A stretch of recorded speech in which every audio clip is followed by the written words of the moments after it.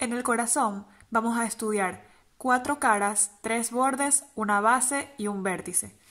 La primera cara es la anterior o esternocostal, en la cual vamos a encontrar a la orejuela de la aurícula izquierda, al ventrículo izquierdo que va a ocupar 1/3 de la cara anterior, y mientras que el ventrículo derecho va a ocupar 2/3 de esta cara anterior. Estos dos ventrículos van a estar separados por un surco, que es el surco interventricular anterior, por el cual va a pasar la arteria interventricular anterior y la vena cardíaca magna. En esta cara anterior también vamos a encontrar a la orejuela de la aurícula derecha, la cual va a estar tapando en parte al segundo surco, que es el surco coronario o surco aurículo-ventricular, que se ve acá.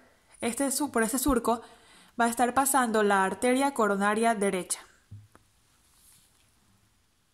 Cara diafragmática o inferior del corazón.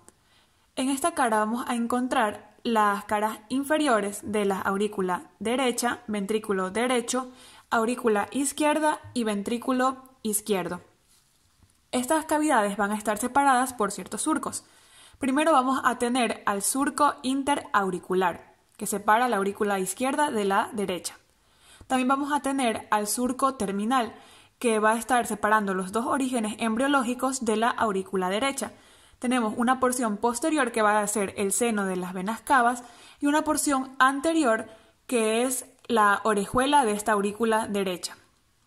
Otro surco que vamos a tener es el surco coronario o surco aurículo-ventricular, en el cual vamos a encontrar aquí al seno coronario, el cual va a desembocar en la aurícula derecha. Y por último vamos a tener al surco interventricular posterior, por el cual va a estar pasando la arteria interventricular posterior. El surco interauricular, interventricular posterior y el surco coronario van a formar a la cruz cordis, la cual tiene importancia ya que va a permitir determinar la dominancia de las arterias coronarias. En este caso, la arteria dominante es la arteria coronaria derecha. La base del corazón va a estar formada por la cara posterior de las aurículas, tanto derecha como izquierda. En esta cara, además, vamos a encontrar la llegada y salida de los grandes vasos del corazón. A la aurícula derecha van a llegar la vena cava superior y la vena cava inferior, además del seno coronario. A la aurícula izquierda van a llegar las 4 venas pulmonares, 2 superiores y 2 inferiores. Del ventrículo izquierdo va a salir la arteria aorta, la parte aorta ascendente y su callado, y del ventrículo derecho va a salir el tronco pulmonar, el cual se va a bifurcar. Corazón. Esta punta del corazón va a estar en relación con 2 surcos que se van a encontrar a 1 o 2 centímetros hacia la derecha de su vértice. Vamos a tener al surco interventricular anterior y al surco interventricular posterior, los cuales al unirse en esta cara inferior van a formar la cisura del vértice del corazón. La vascularización del corazón va a estar dada por las arterias coronarias, las cuales se originan de los senos aórticos anteriores, tanto izquierdo como derecho.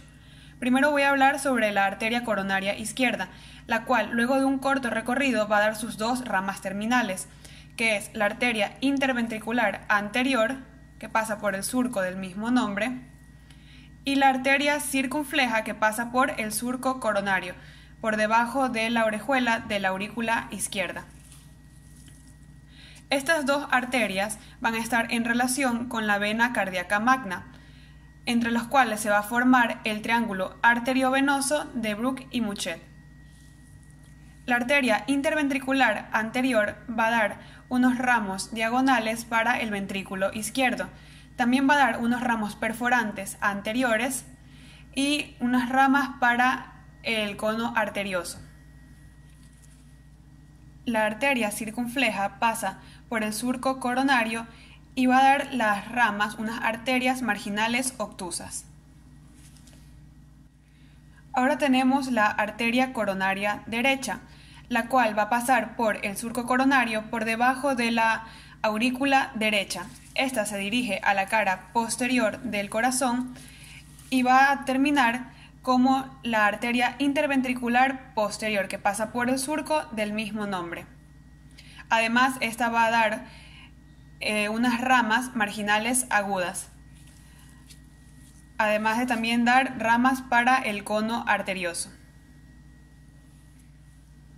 En el drenaje venoso del corazón vamos a tener a la vena cardíaca magna, que va a pasar por el surco interventricular anterior, luego va a ascender y va a estar en relación con la arteria interventricular anterior y la arteria circunfleja, formando el triángulo arteriovenoso de Brooke y Muchet.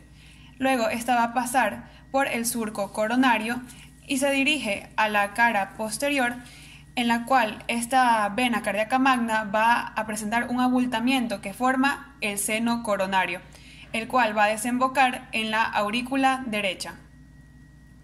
El seno coronario va a recibir ciertos afluentes, entre los cuales tenemos a la vena interventricular posterior, a los ramos posteriores del ventrículo izquierdo, a la vena oblicua de la aurícula izquierda y a la vena cardíaca menor.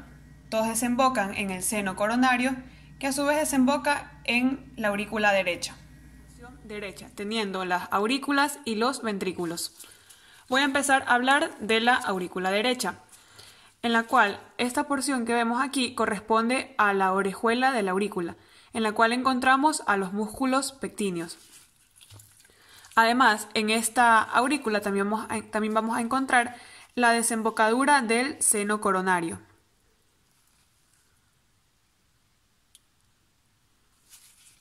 Bien, luego dirigiéndonos hacia los ventrículos, vamos a encontrar el orificio atrioventricular, en el cual también encontramos el anillo fibroso, en el cual se va a insertar las valvas de la válvula tricúspide. En el ventrículo derecho vamos a encontrar músculos y las valvas de la válvula tricúspide.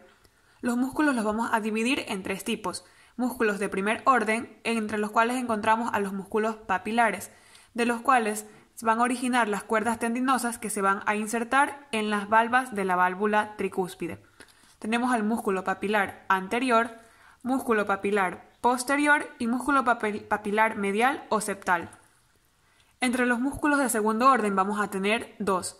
El primero es la cresta supraventricular, que va desde el tabique septal hasta la pared anterior del ventrículo derecho. Este que vemos aquí.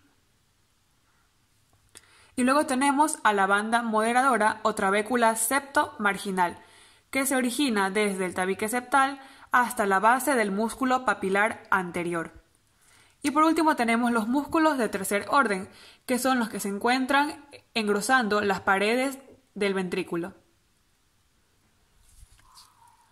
Ahora tenemos también las valvas de la válvula tricúspide. Esta valva que podemos ver aquí es la valva anterior.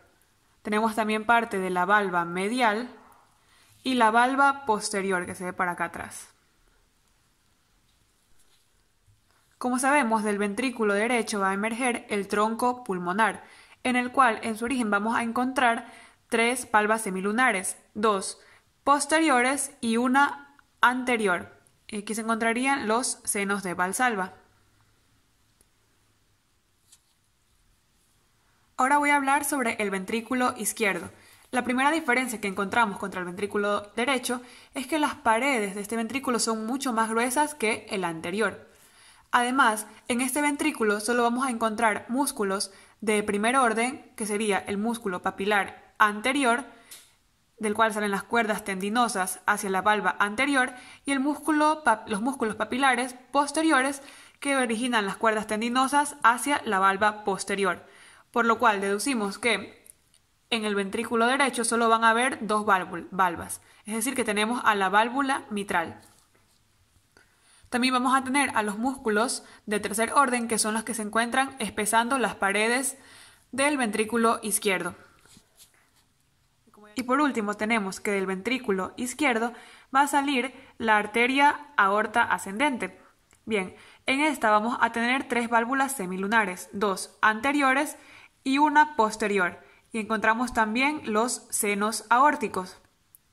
Además de los 2 senos aórticos anteriores van a salir las arterias coronarias correspondientemente, es decir, del seno aórtico izquierdo va a salir la arteria coronaria izquierda, mientras que del seno aórtico derecho va a salir la arteria coronaria derecha.